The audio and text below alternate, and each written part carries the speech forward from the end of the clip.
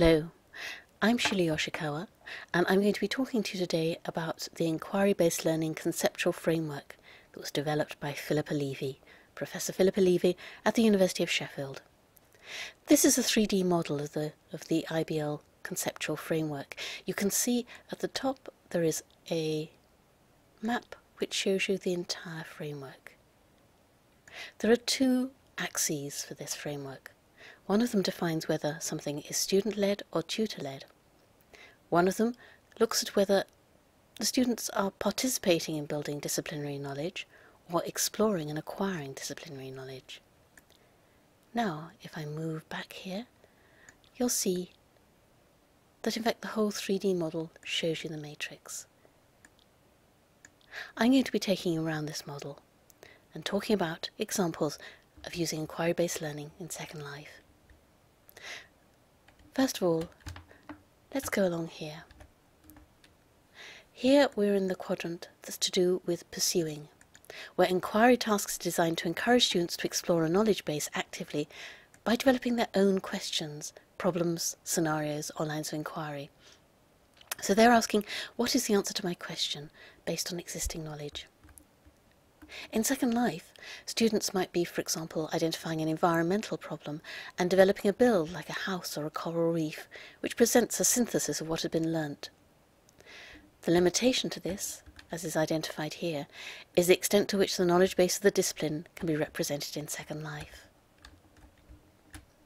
Let's go over to this next. In this quadrant, identifying, inquiry tasks are still encouraging students to explore the knowledge base, but they're framed by tutors rather than the students themselves. There's quite a lot of examples of this kind of thing in Second Life. I've given here some examples that I used with my own students. Identifying activity in Second Life, where students had looked at a swine flu scenario, finding information out about what was going to be happening as regards swine flu. And then they were developing their own exhibition to do with that.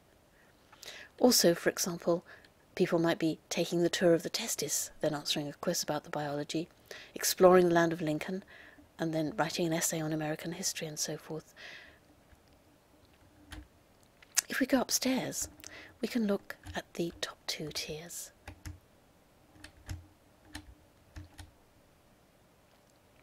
We're going to be entering the quadrant about producing, where inquiry tasks are designed to encourage students to address open questions or problems as framed by the tutors in interaction with the knowledge base. So, for example, my own students had an activity in which they were investigating information behaviour in Second Life.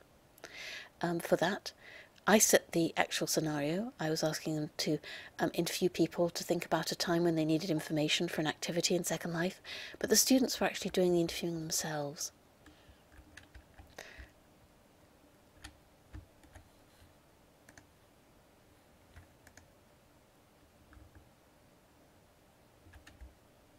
And finally, we're in the authoring quadrant.